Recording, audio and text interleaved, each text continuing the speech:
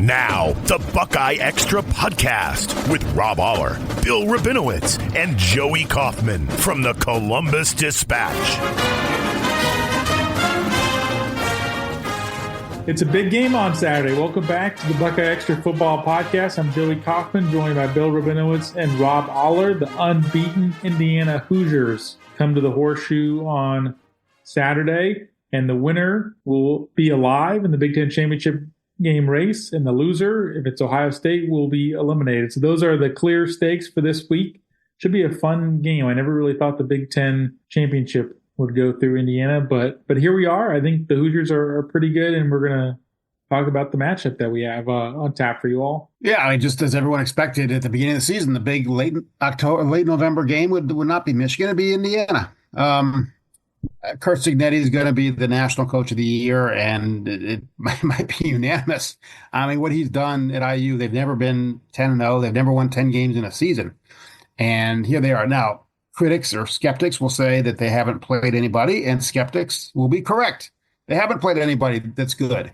Who's the best team they played? Is it Michigan? Is it Washington? Washington? I mean, they did beat Washington without Curtis Rourke, their starting quarterback, so that they get bonus points for that. But they haven't played a ranked team. They haven't played anybody anywhere close to Ohio State's caliber. On the other hand, they have absolutely dominated the competition. I mean, they have. I said this. I forget when I said it, but if Ohio State had Indiana's resume, in other words, the results, I mean, Indiana's outscored opponents 439 to 138. Now, when the first college football playoff came out, Indiana, I think, was 12. If Ohio State had been Indiana, there's no way that they would have been 12. So I think there's still some anti-Indiana bias just because of their history, but they're a legitimately good team. Well, it's in some ways like Michigan last year, Bill, where Michigan had a soft cupcake non-conference schedule and didn't really play anybody in the Big Ten until the end of the season against Ohio State, and that certainly did not hurt them. They played Penn State. But I think the point kind of stands, though. I mean, Michigan's the brand, the helmet, that certainly factors in teams' rankings. But, I mean, at this point, Indiana's fifth in the country. If they beat Ohio State, if they beat Oregon, they're probably going to be number one in the playoff seeding. So, oh, my God. I think the sky's falling.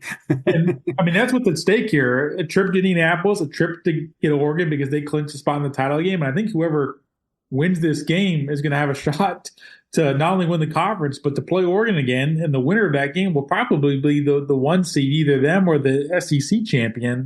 You're looking at that is the playoff picture, I think, going down the line. We don't have to game it out. I think this matchup sort of deserves enough to stand on its own. It should be, I think, truly a fun game. We shall see. I think it's a little Emperor's new clothes. I'm not saying Indiana's a fraud. As Bill pointed out, the comparative scores, I think Indiana's done better against the opponents, same opponents that Ohio State has played. But they also struggled in the second half, which you're going to do mightily against Michigan. Now, I think it's a great story. Hoosiers, great story. It reminds me of when Northwestern was good under Randy Walker, and before that under who was the guy? Gary Barnett. Gary Barnett, yeah. They had really good teams, like out of nowhere, and Northwestern was just as bad, if not worse, than Indiana was, like in the 70s. Right. So it's similar to that. Cignetti brought his whole team from James Madison. That's the new way of doing things. I think we talked about that on the last podcast. It's like you just bring your entire team over. 13. Brought 13 players. Well, that's a lot of them are guys who are starting, though. It's not, I mean, yes. 13, but a lot of them are like big time impact guys. Regardless, they're good. Now, I'd be curious if you guys changed we were given an option to change our prediction scores after Seth McLaughlin went down. I not. I'm curious if you did, because that could change things. I mean, we'll get to it. This is a major setback. I mean, it's as big a setback as Simmons, just because McLaughlin was, he was sort of the glue of that line. He, it's an important position. They make the reads, the calls. Simmons going down was huge because they had to really move pieces around. And here you don't have to do it quite as much because Hinsman's going to move back into this, whether it's his natural spot or not, I don't know, but he's going to move to center. You guys can talk about that. But it creates more doubt, that's for sure, for this game. Well, for people who don't know, Seth McLaughlin tore his Achilles tendon in practice on Tuesday. He's the grad transfer from Alabama, who really had solidified the line. It's obviously a huge loss. And you could say now that two of their three best linemen are lost for the year, with Simmons and McLaughlin. Donovan Jackson, the other one, is now playing out of position at left tackle. He's been pretty good, but he's still more of a guard than a tackle. And the right side of the line is okay, but nothing special. I think we'd agree. Tegra Shabola and Josh Fryer, they're certainly serviceable and they've done okay, but they're not Orlando Pace, I mean, they're okay. So the offensive line is going to be a question. Indiana's front is very good, very active, very stout. That's going to be a big question in this game, similar to what we had against Penn State the first time that Donovan Jackson had to play left tackle. And he did get beat for sacks a couple times by Abdul Carter. But overall, held up well. Carson Hinsman held up well. Now you got Austin Sterveld at guard. We'll see. I mean, this is not the offensive line that Ohio State wanted to have at this point of the season.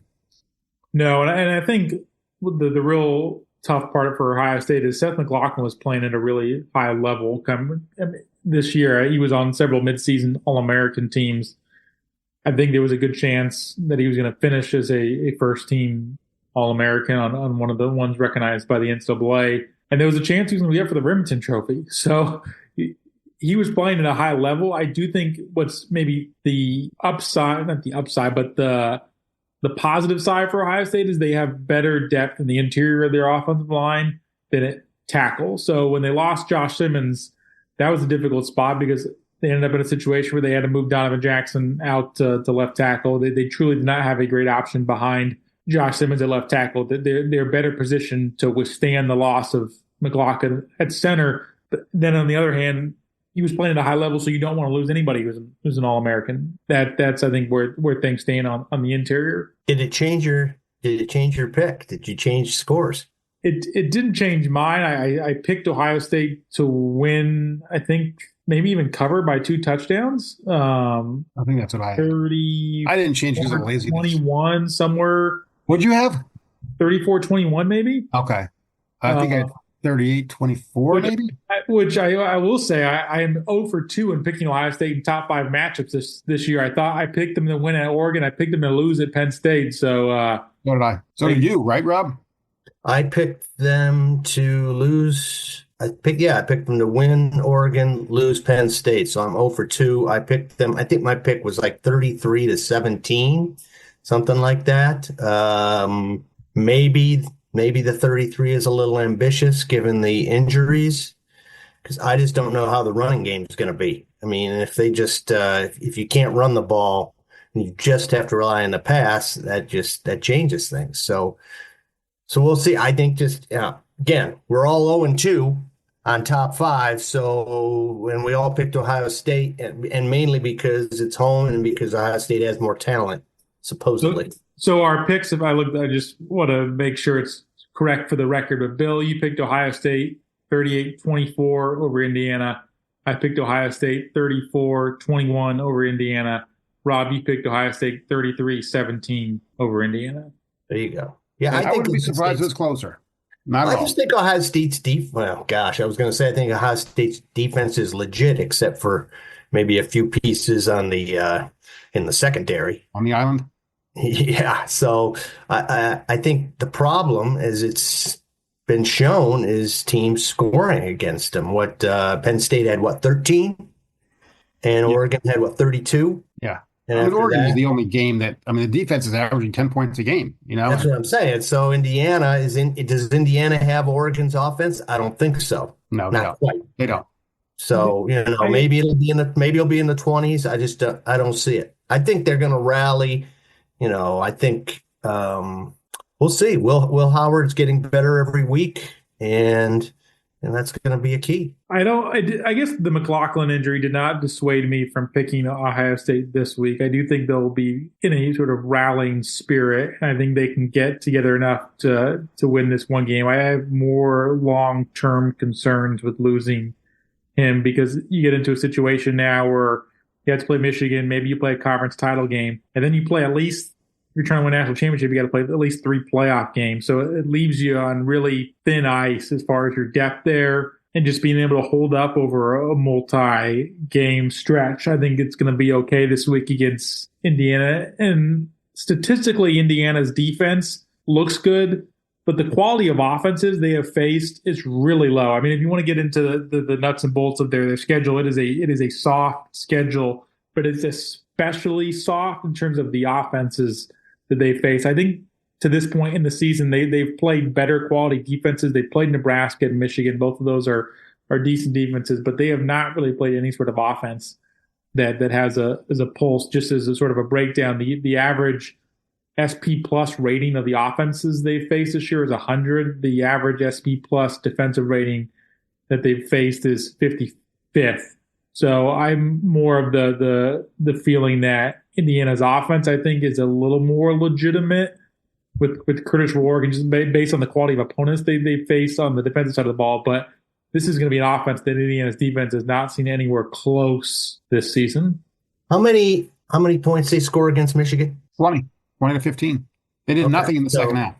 So, and Michigan's defense is pretty strong. In fact, right. We'll get to this next week, but I actually, in some ways, have more concern with Seth McLaughlin going down against Michigan than Indiana. Right. Oh, you're right. You're right. I mean, just for that matchup in particular, because that's the strength. Mason Graham and those guys. I mean, the interior of their defensive line, like that, you could probably now devise a way Michigan beats Ohio State next week. There maybe 3 days ago you couldn't, just because of the way the matchups are the way the matchups go. That's fair. And this I think where Ohio State is. Indiana is not Oregon. I don't think they have the speed that Oregon has in the perimeter, but they do have good wide receivers, and they're really deep. And that, I think, is still a question mark for Ohio State's secondary: is can their corners hold up against good receivers? And obviously, the tale of the Oregon loss is told through just getting beat on the perimeter and all those big plays. We don't need to rehash that, but. The other top 5 matchup against Penn State doesn't pose a challenge in that sort of way where they don't have the receiver depth to try to nitpick you or pick you to death on the perimeter. Indiana has playmakers there, and I think it's going to be a game where if Ohio State's going to win or if they're going to somehow, this is a situation where they are going to be upset by the Hoosiers. I think it's going to be a case of where they don't hold up on the outside. That's, I think, where this game is going to be decided. Indiana also lost one of their offensive linemen to an Achilles injury against Michigan, so they're short there. And that's, the Ohio State offensive or defensive line against the Indiana offensive line is a big matchup because I'm a firm believer if you give any decent quarterback time, he can pick you apart. The key for Ohio State is to not give Curtis Rourke that much time. And the pass rush has been better lately, but it's been semi-inconsistent this year. It's been kind of, some games it's been good, and some games it's kind of not been good. Northwestern, which has a bad offense, moved the ball a decent amount last week. They had three long drives. You can't have that. No, and they need to get better pressure than they did in the Oregon game because that was no pressure, no sacks. In that game. So part of that was the quarterback. I was impressed with Dylan Gabriel in that game. Got rid of the ball quickly. And don't forget, in that game, I mean, it wasn't just the secondary getting beat. I mean, that one where he faked quarterback and then ran, I mean, that was an impressive play both by him, the play call.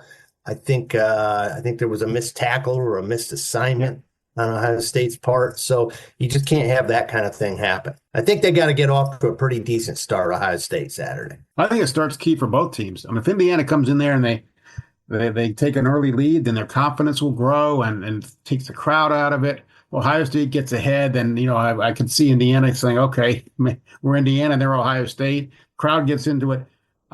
This might be a game where if Ohio State wins the toss, they take the ball. Yeah, I certainly makes you wonder if they would.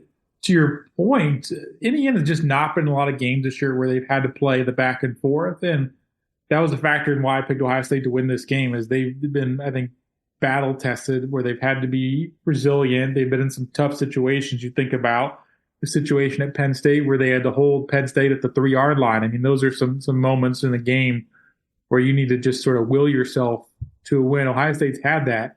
Not until 2 weeks ago had Indiana ever even trailed at a football game.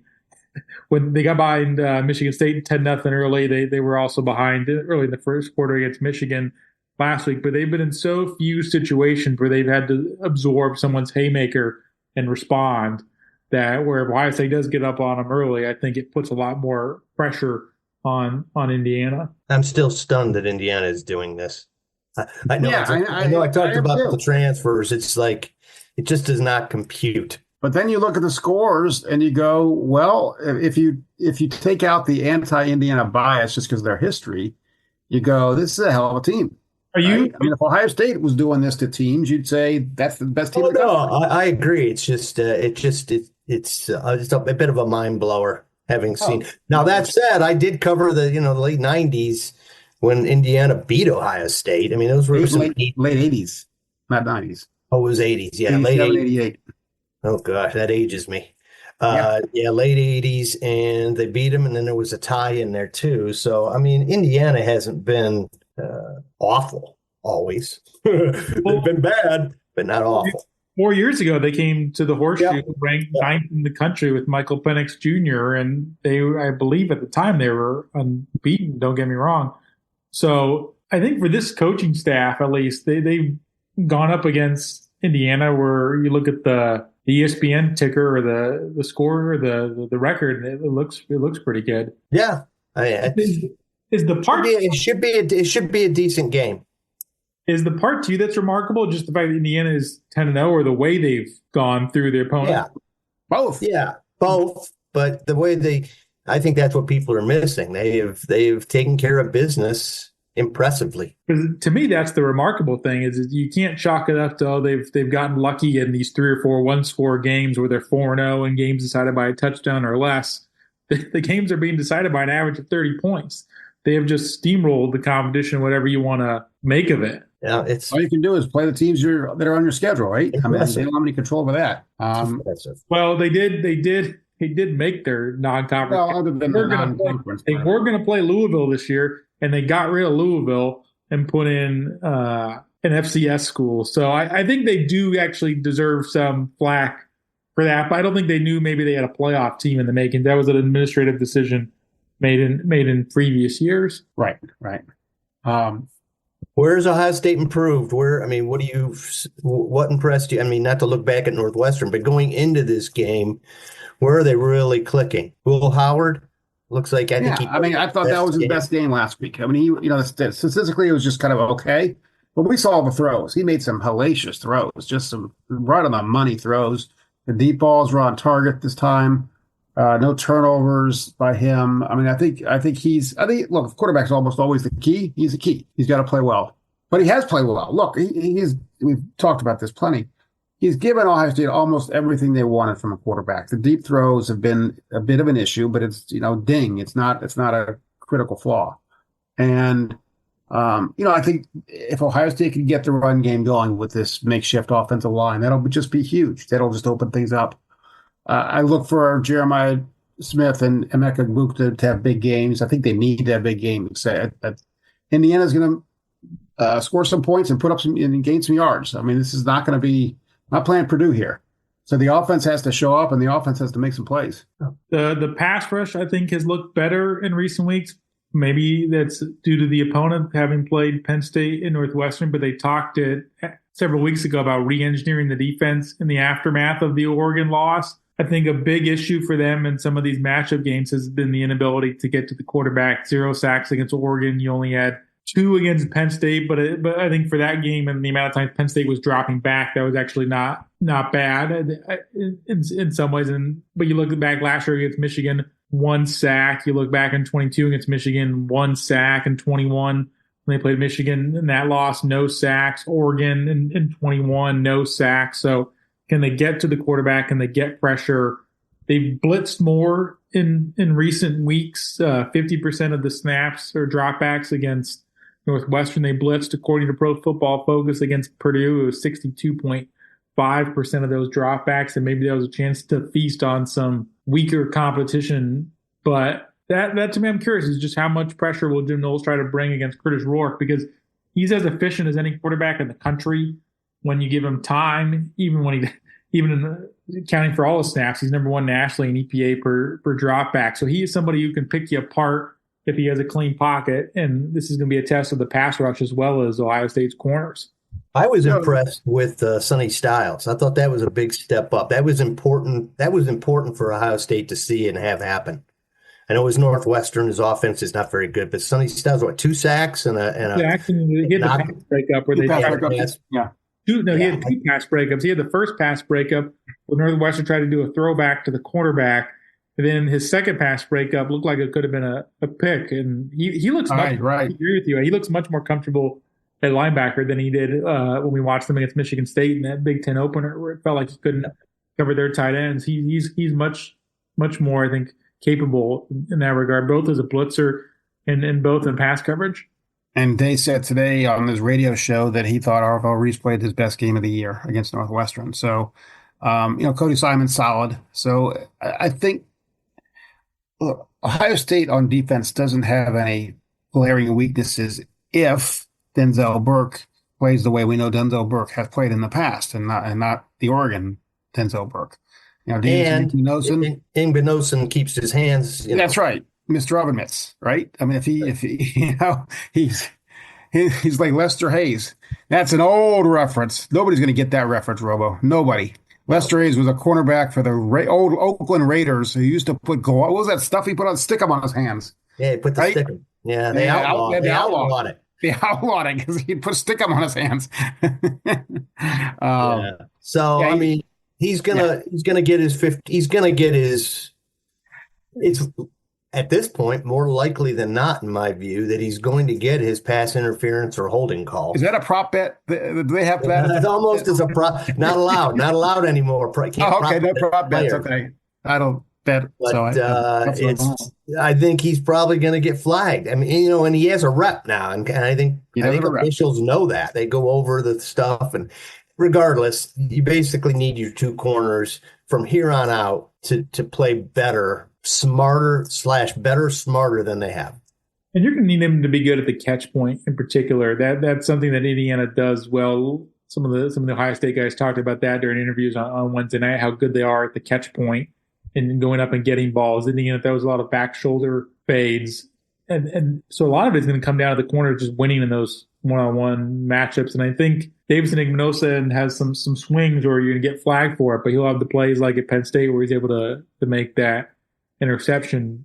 Burke, I think, is the more of the enigma because there are times where he's just been beaten on some of those. Oregon was a case where they were running past him. Northwestern was a case where he was losing some of those 50-50 balls. So they need to win those ones where it's a jump ball and both guys can get it. They got to break it up or at the very least. But I think that's going to be to me, that's the most intriguing side of the ball, I think, is Ohio State's defense versus Indiana's offense, because I'm more confident in Indiana's offense showing it up than their defense. And so I think this is going to be a even bigger test for Ohio State's defense than Penn State was. I thought the Penn State game was more of a test for the Ohio State offense. Could the offensive line hold up against Abdul Carter? Could they run the ball? Felt like their defense was going to show up because Penn State was the Tyler Warren show and not much else. This to me, I think, is going to be told through Ohio State's defense. Can they hold up against a team that's going to play outside the numbers? Good analysis, Joey. Stay tuned. Stay tuned until Saturday. Yeah, I think we've covered it. This is the first time they've played 97 times. The first time. This is the biggest Indiana-Ohio State game by far that we've ever had. I mean, 4 years ago, in the pandemic year, Indiana was ranked, but the short schedule, and it was a crazy year. It's just a weird year. Nobody was there. That's the other thing. Nobody was there at that game. So this one will be a packed house. Ryan Day and players have already said, make it loud. I think it's interesting that they've said that, because I don't think James Franklin has to say that. I don't think Dan Lanning has to say that at Oregon. Hey, guys, be loud. They made a point of saying it, be loud at the Horseshoe, because it's sometimes not as loud as it could be, I should say. You've got 100 and whatever thousand, and Ohio State is hoping that crowd will make a difference. I think this is the first top 5 game in Indiana history. Yeah, regular season. Yeah, I think in the Rose Bowl they were season. top 5, but yeah, the 67 Rose Bowl. The last time they went to the Rose Bowl. Or maybe where both teams were top 5. That's what I mean. There. Yeah. Right, first time. First time in Ohio, in this series. Yeah. Yeah. The crowd is an X factor because it is. It could turn too. If Ohio State struggles, it could turn on them. That's why I call it an X factor, because there are times when the crowd gets nervous and it feels like it trickles down to the players on the field, where it felt like that in 22 during that Michigan game, where there's a certain tenseness that is just in the air, and I don't think it helps the team. You don't have this liveliness that just lifts them up. I think it's time to just give away the beer and not charge for it. I think you have a 10 cent. Wait a minute, 10-cent beer day. Well, Nebraska game, you could feel it. When Nebraska took the lead in the fourth quarter, you could feel the angst and the anger in the crowd. They were booing. So, I think that was a preemptive decision by Ryan Day and I think Will Howard to, be loud and be on our side and be what a home crowd should be. I think there are some matchups where the crowd is really good. I think about a lot of the Penn State games that have been at the Horseshoe. It doesn't have the angst that a Michigan game has.